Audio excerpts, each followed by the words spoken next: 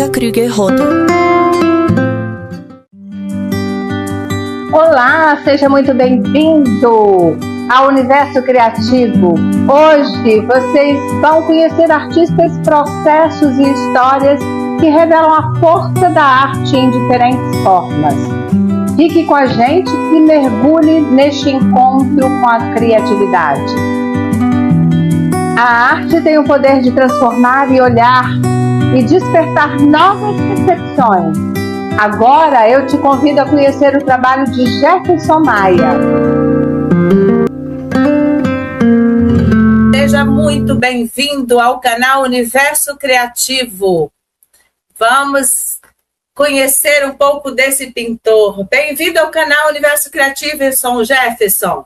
Muito obrigado, Mônica. Estamos aqui com grande prazer a todos os que estão nos assistindo, porque é sempre muito importante.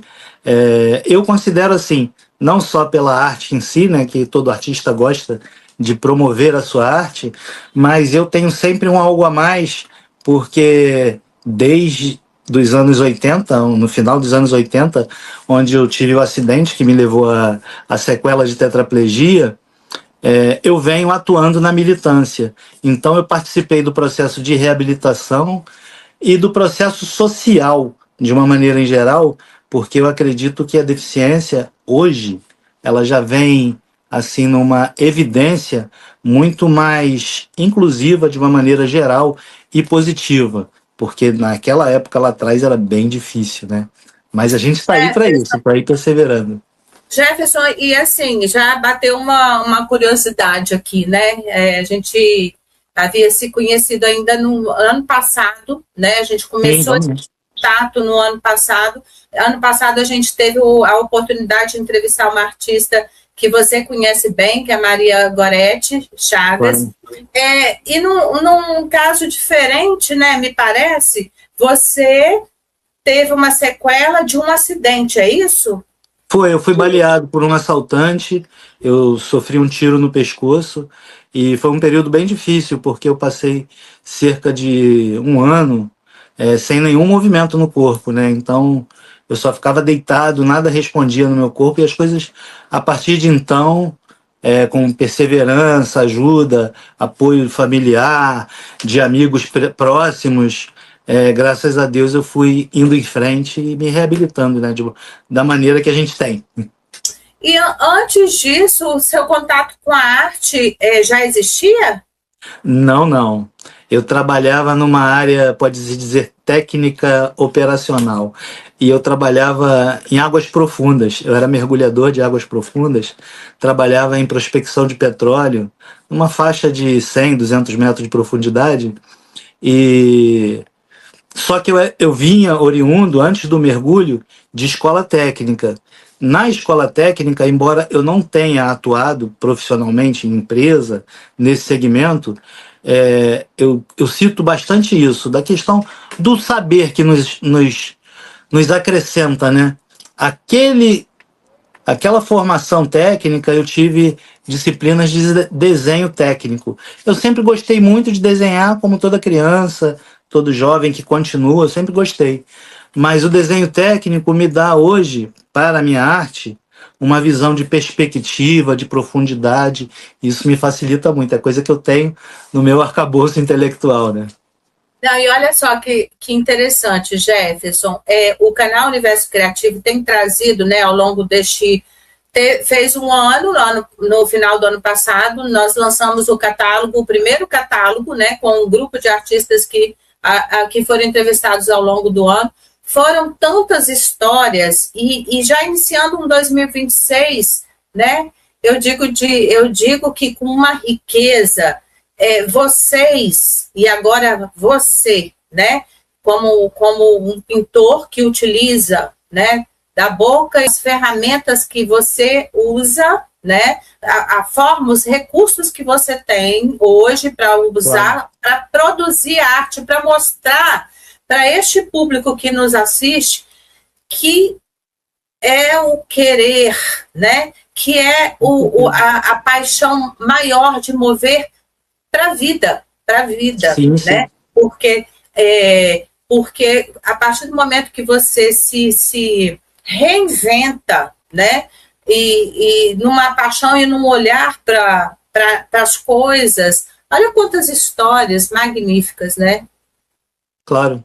É porque quando a gente fala de arte, e consequentemente a gente fala do artista, a gente vai abrir um leque extenso de experiências, de possibilidades, de descobertas, né? Porque cada um de nós, a gente forma uma gama muito ampla de heterogeneidade, né? Então isso é muito, muito marcante na nossa condição. E no caso de nós, pintores com a boca e os pés, no meu caso eu pinto somente com a boca, né? Porque minha lesão, como é alta, eu só tenho pouco movimento de pescoço e praticamente nada de mão. Meu corpo não corresponde muito, não tem equilíbrio de tronco, então eu pinto somente com a boca. Caso diferente de alguns dos nossos pintores que têm a condição de pintar com os pés também. Mas isso, para a associação, é uma marca muito, muito asseverativa, porque ela deu para a sociedade mais uma descoberta que o ser humano, como você disse, a gente se reinventa, a gente se redescobre. O que significa?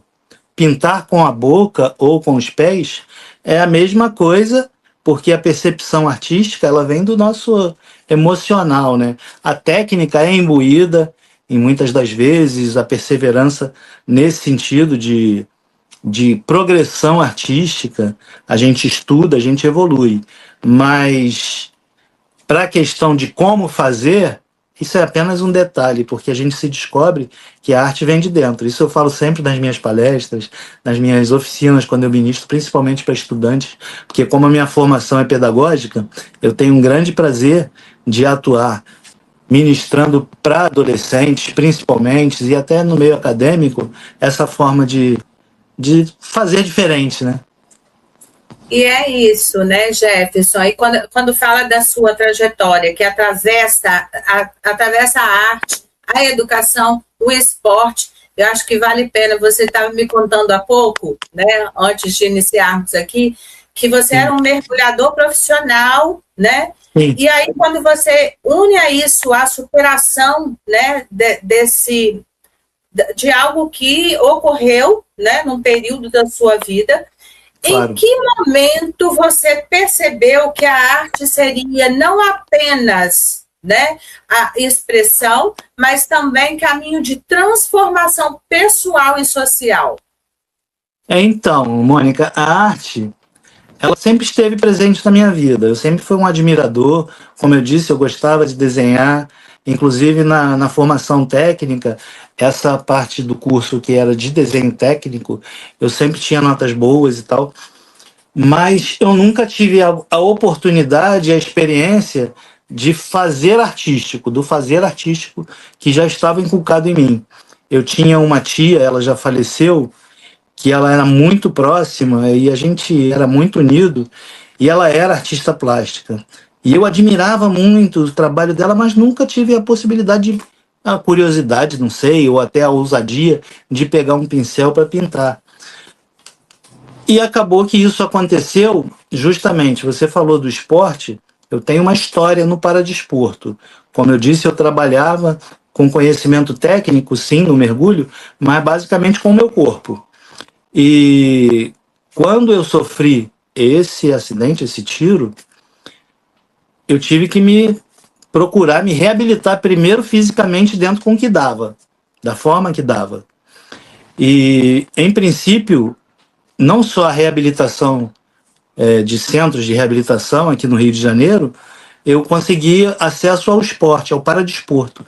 Então, primeiro eu fui atleta da natação por um tempo. Meu pai que dirigia para mim, meu saudoso pai, me levava sempre para o treinamento quase todo dia. E aí eu, caramba, eu consigo nadar. E aquilo era muito forte para mim, que a água era o meu elemento, né? E aí, com a natação, eu descobri o mergulho que estava começando aqui no Brasil, com uma grande amiga hoje, com o mergulho adaptado para pessoas com deficiência, em 92. Então, eu era atleta da natação, de alto rendimento, e fazia o mergulho como atividade recreativa.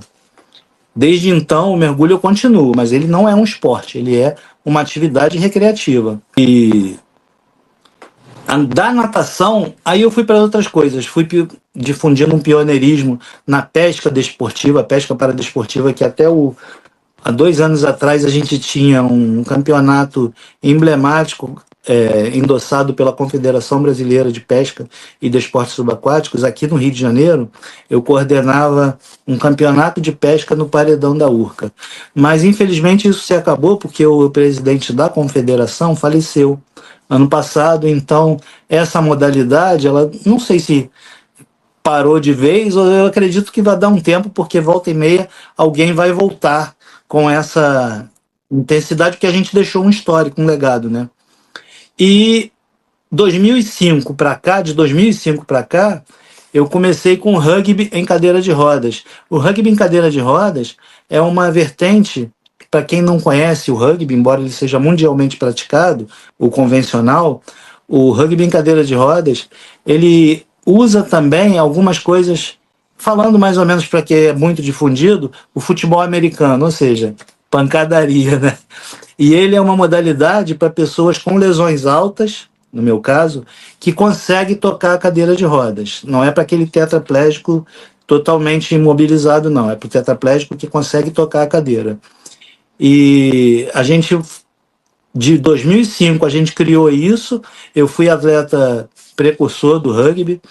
Fui diretor, presidente de um time que eu criei também, para poder ter, né? Com isso, em 2008, nós tivemos 3 times aqui, na Unicamp e 2 aqui no Rio de Janeiro. Em 2008 ainda, esse meu time foi o primeiro campeão brasileiro, e a gente conseguiu formular a primeira seleção brasileira, que nós fomos para o campeonato na Colômbia. E aí eu fui como capitão dessa seleção. Isso me deu muito orgulho, porque eu fui inclusive o condutor da bandeira, representando o Brasil na abertura. E a gente voltou, a gente só apanhou, mas a gente voltou com esse posicionamento do paradesporto e o enraizamento. Hoje, eu não estou mais no esporte, e aí eu vou falar da questão da arte. O rugby tem uma seleção que está literalmente voando baixo. Voltou agora da Dinamarca essa semana com mais um título. Então está com vários títulos internacionais. Alguns amigos que eram dessa época que eu estava continuam ainda, e o Brasil está fazendo um grande cenário. Na arte, em 2010, eu estava me aposentando do esporte por questões minhas mesmo, até a idade também, né, e tal. Aí um colega que já vinha falando várias vezes, tenta, Jefferson, você gosta de desenhar, isso a gente conversa muito, né, até hoje. Aí ele me conhecia bem. Aí ele me apresentou para a Associação de Pintores com a Boca e os Pés, e eu me candidatei. Me candidatei porque tem todo um processo. A Gorete deve ter te falado na entrevista dela. A gente passa por um processo de avaliação, a gente apresenta algumas das nossas obras enquanto candidato, apresenta o laudo médico que justifique o tipo de lesão que a gente tem para pintar com a boca ou com o pé, apresenta um histórico pessoal, ou seja, tem todo um calhamaço informativo a respeito de cada um.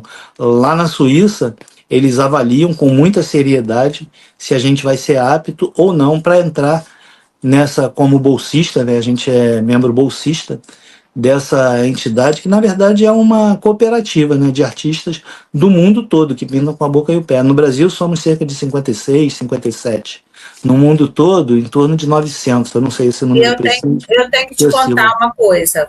Eu vou ter que te contar uma coisa aqui para, né, para quem está nos ouvindo também, que muitas pessoas vão se encontrar na mesma, né, em algo parecido, né? Claro. Há algum tempo, né, ainda mais jovem, vou falar assim, né, eu chegava para mim, eu adquiria e eu assinei, né, cartões, né? Os cartões, recebi por bastante tempo, e não só eu, acho que minha mãe também, né, mais pessoas, e ainda no Natal vinha, né, uma quantidade de cartões também, calendário. Então, é uma organização de pintores, né, com a boca e com os pés. E você estava falando, quando eu, né, te coloquei numa imagem central, a gente vai estar inserindo a logo também, né? Porque Legal. se faz, acho que isso é de suma importância da gente mostrar e apresentar para que as pessoas que não conhecem ainda, né, possam conhecer. Claro. E não é isso? Claro. Inclusive é por isso que eu faço com tanto empenho como eu tenho quando tenho bons convites como o seu de participar aqui dessa entrevista, desse podcast, porque é uma forma da gente multiplicar aquilo que vem para a gente. Assim como eu entrei, eu tenho uma bolsa de estudos que me permite evoluir na minha arte e crescer, né, dessa forma, me dá esse trabalho tão prazeroso, eu posso difundir isso e passar para outras pessoas. Eu estava agora mesmo falando com um colega que eu vim trabalhando ele, ele é daqui do Rio, vim trabalhando ele o ano passado todo. E agora ele recebeu a notícia que o contrato dele saiu. Então agora, esse mês de março, ele vai passar a ser oficialmente um dos pintores com a boca e os pés. Ele está radiante. Aí já saiu na nossa revista bienal, bimensal. Eu mandei para ele o arquivo, que ele já está citado na revista. Ele tá Qual o nome dele, Jefferson? Tiago. Vamos aproveitar aqui então, Tiago, parabéns, tá? Sucesso aí, né, na sua trajetória. Sim, porque tá? cada um de nós, assim como eu entrei através desse amigo que eu falei da condição na época, que é o Carlos Eduardo Cazê, a gente vai também passando de um para outro, né? Isso é muito importante. Ai, muito obrigada. Que delícia, né? A gente já vinha ensaiando esse momento e eu sempre divulgando, né? Que você estaria logo mais conosco, né? Então, a oportunidade dessa, né? De estar neste momento conversando com você é de suma importância, tá? Agora, eu estou muito curiosa também, sabe, quais são os temas, né? Que mais te aflora nos seus trabalhos? Tem temas específicos? Tem algo que te move mais na sua produção artística? Sim, Mônica, tem a questão da inspiração natural, né? De todo artista. Aqui você pode ver ao fundo, por exemplo, tem um tema marinho. Esse é um fundo do mar que ele já está inscrito. Esse e mais um outro. Inclusive, essas telas elas já são premiadas. Essa em especial, junto com a outra dos peixes coloridos, ela teve agora no fim de ano participando de um projeto que eu estive inserido dentro da COP30. Essas telas, assim como a de outros artistas, foram projetadas no prédio lá central de Belém do Pará, onde o mundo todo estava vendo. E isso é muito significativo, né? Tivemos uma exposição presencial em um hotel aqui do Rio. Eu botei essa tela e mais a outra que eu estou falando, dos peixinhos coloridos. Então isso me motiva muito pela minha história, né, com a água, mas também, você, como disse, conhecia bem os nossos cartões. A gente tem uma demanda lá da Suíça, da VDMFK, de temas natalinos, temas bucólicos, paisagens, e isso a gente faz bastante também. Florais, a Gorete é uma expert de floral, então a gente faz muito isso. Mas eu, particularmente, depois da minha formação pedagógica, em 2004, eu estou concluindo agora, estou só esperando eles validarem o meu TCC, a minha terceira pós-graduação, porque eu venho fazendo agora essas especializações ligadas ao mundo artístico. Fiz a primeira em arte-terapia, fiz a segunda em artes visuais e agora estou concluindo sociologia e artes. Então isso me motiva muito. Aí até eu fugir. Por exemplo, embaixo do tema marinho, tem uma tela meio azulada, porque não dá para ver direito. Essa já é uma abstração. Uma abstração da fluidez da água, porque eu estou num projeto de desenvolver abstrações dentro dos 4 elementos. Então aí eu estou criando, né? Então, assim, a gente é sempre aguçado a fazer coisas novas, embora o abstrato a gente nem manda lá para a Suíça, porque não é o mote dos cartões, dos calendários. Mas eu gosto de passear por todas as nuances, né? E Jefferson, você estava falando que fez a especialização em arte-terapia, eu tive a oportunidade também de cursar essa especialidade, né? E você tem desenvolvido além de dar, né, dessa formação em arte-terapia, além do que ela traz, né? Eu tive a oportunidade de cursar também essa especialização. Além do que ela traz para nós mesmos, que eu acho que isso é um ponto cerne, né? Você praticou também para com o outro?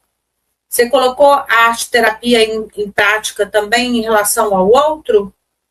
Eu acho que indiretamente, não da forma que preconiza o atendimento, né? Eu não me considero um arte-terapeuta.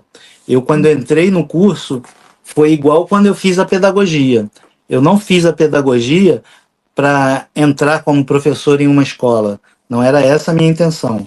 É porque eu já atuava na militância, então, volta e meia, eu ministrava muitos cursos dentro da questão inclusiva, ministrava palestras, então eu fui pegar o conhecimento pedagógico para poder trabalhar com uma melhor fluidez nesse sentido. Com a arte-terapia, foi mais ou menos a mesma coisa, porque como eu pinto, é uma questão, mas também, eu já tinha dito aqui, que eu ministro, eventualmente, oficinas em escolas, empresas, faculdades, e quando eu ministro oficinas, as pessoas, algumas sim, que já tiveram experiência artística, e outras que não. E aí, dentro das oficinas, eu proponho,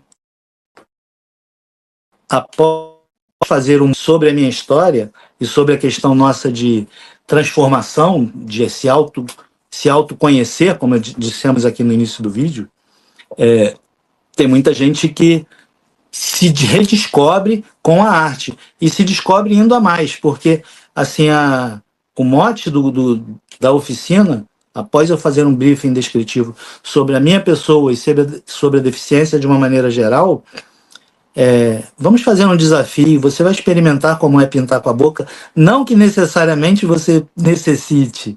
Então os relatos sempre depois são maravilhosos, porque a pessoa se descobre na curiosidade, nossa, eu nunca tinha pensado, aí até passa a pintar convencionalmente, porque naquela experiência eu consigo fazer um tracinho, uma bolinha com a boca, eu posso pintar em casa. Então os relatos são muito bons. Mas além disso tem a expressão de cada um, né?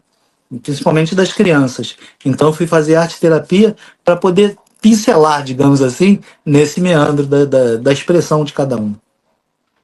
Ei, Jefferson, e assim, antes de você contar para a gente para onde você vai daqui a pouco, que você me adiantou, né, sobre esse assunto, quando se olha né, para a sua trajetória, né, olha hoje, estando neste momento, né, quando você olha para essa trajetória, que mensagem você considera essencial compartilhar para este público que nos assiste, né, que também envolve artistas, educadores, né, e pessoas com deficiência que ainda buscam, né, ser um Jefferson que hoje faz parte dessa organização, né, que tem essa possibilidade, né, de apresentar o trabalho artístico como forma de expressão. Qual é a mensagem que você deixaria para este público? Cada um de nós, Mônica, como eu já disse anteriormente, e digo várias vezes, tem a condição de iluminar o seu campo, né? Nós temos isso, a nossa luz interior. Então, eu não me considero e não tenho nenhuma vaidade nesse sentido pelas coisas que eu fiz e faço.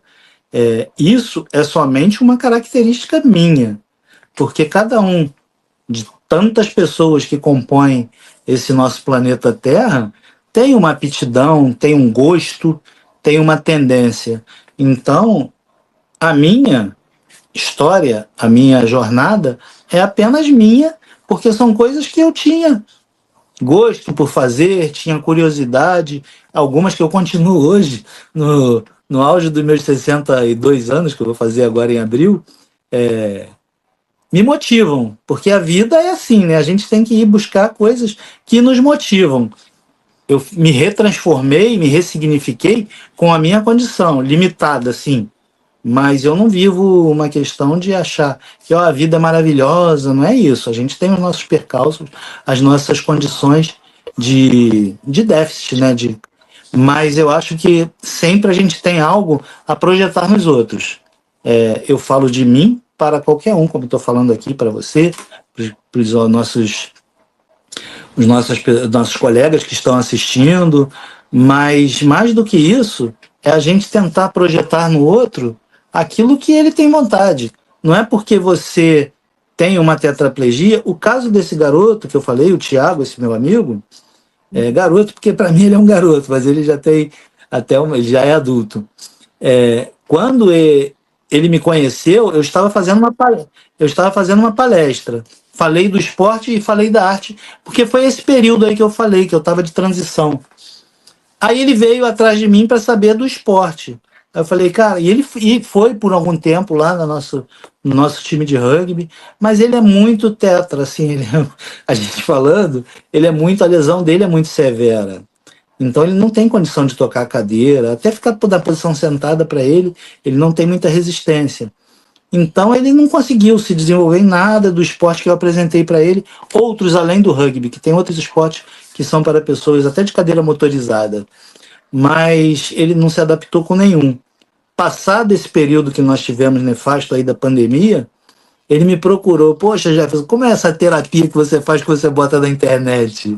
Aí eu falei, cara, não é terapia, é terapêutica, mas não é terapia. Eu tenho o maior prazer terapêutico para mim. Aí falei mais ou menos isso, isso e isso. Aí ele começou a me procurar mais e tal. Aí eu fui lá, onde ele mora, é coisa de uns 50 quilômetros aqui de mim. Eu ia lá na casa dele, dava todas as dicas e tal. Passei a convidá-lo quando eu vi que ele já estava produzindo alguma coisa básica de pintura. Aí ele começou a participar de algumas exposições, até alguns vídeos desse que eu te mandei, ele tem a presença dele, e ele se descobriu, e ele mora em Sepitiba, na zona oeste aqui do Rio.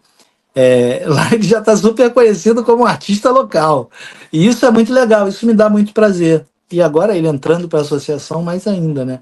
Então eu digo isso, assim, na sua pergunta, é que cada um de nós tem a condição, quando eu vou para uma escola ministrar uma palestra, uma oficina, aquele monte de criança lá me seguindo, me entendendo, queira Deus que nunca aconteça nada com nenhum deles. Mas a gente sabe que a vida, ela tem as surpresas que às vezes pegam a gente lá na frente, né? Sei lá, aí a história é cada um, história espiritual de cada um. Mas eu tento deixar nas cabeças das pessoas por qual eu tenho contato, que é isso, tem sempre uma forma, a gente não tem que se desesperar. É difícil, mas nunca é impossível. Jefferson, conta pra gente para onde você vai agora. Ah, tá. Hoje é o desfile das campeãs na Marquês de Sapucaí. E eu vou agora para o desfile da Embaixadores da Alegria. É uma escola que está fazendo esse ano 20 anos. É uma escola totalmente inclusiva, uma escola criada por um amigo, hoje um grande amigo, há 20 anos atrás. Eu estava saindo de uma internação hospitalar nessa época, porque eu tinha tido um acidente de trânsito, e ele, poxa, Jefferson, eu vi que ele sabia da minha história com o carnaval, que também é uma forma de expressão artística, né? Se a gente parar para entender, principalmente o carnaval, que é uma produção artística de grande monta. Aí eu falei, cara, isso, ainda na época pelo celular, por telefone, né? Aí ele falou, não, que eu tô querendo criar uma escola aqui no Rio e tal. Eu falei, poxa, bacana. Aí começamos. Então essa escola existe até hoje e eu tô indo para lá, porque ela faz, no dia do desfile das campeãs, que é o sábado das campeãs, ela faz o desfile de abertura do sambódromo, né, do dia. E aí eu tô indo para lá para desfilar nesses 20 anos da Embaixadores da Alegria. Porque o carnaval para mim foi um desses processos, como o esporte, como a militância, as palestras. O carnaval para mim foi um afloramento. Na época a gente tinha cerca de 60 pessoas sendo em torno de 40, só de cadeira de rodas. E isso, para a sociedade, dá uma visibilidade desmistificadora a respeito da deficiência, né? Pode-se dizer assim. Nossa, que legal. E você deixa o seu recadinho, aonde encontrar Jefferson Maia? Quais são as suas redes sociais? Claro. Esse meu acesso pelo Instagram é o básico, né? Que todo mundo acessa hoje em dia. Então, meu Instagram é @JeffMaia, Jeff com Jeff, Maia, do meu nome, _artista. E de lá do Instagram, eu publico e republico, retransmito vídeos, por exemplo, do TikTok, do YouTube. Eu uso as redes para poder, eu não sou um influenciador digital, mas eu faço o meu recado dentro da medida do possível, né? E aí, essas redes sociais, além de usar o apbp.com.br, que é o nosso site, né, dos pintores com a boca e os pés aqui do Brasil, e o vdmfk.com, que é a rede mãe, né, pode-se dizer assim, que é lá da Suíça, do qual nós somos subordinados, com grande prazer, porque isso a gente mostra para pessoas que podem vir a ser, apesar da sua lesão, porque isso é uma coisa que eu já ia esquecendo, Mônica. As lesões mais altas, por mais que tenha política de cotas de trabalho, de inserção, a lesão mais alta, uma pessoa com uma lesão mais alta, ela mal sai de casa. Então, essa pessoa se descobrir que pode trabalhar em casa com a arte, seja para vender um quadrinho, lesões mais altas, as pessoas com lesões mais altas, sempre ficam à margem até das políticas de vagas, de cotas, porque elas mal saem de casa. Então, quando existe uma associação que foca como a nossa, internacional e nacional, de pintores com a boca e os pés, essa pessoa pode passar a ressignificar a sua vida com trabalhos em casa mesmo com a arte, né?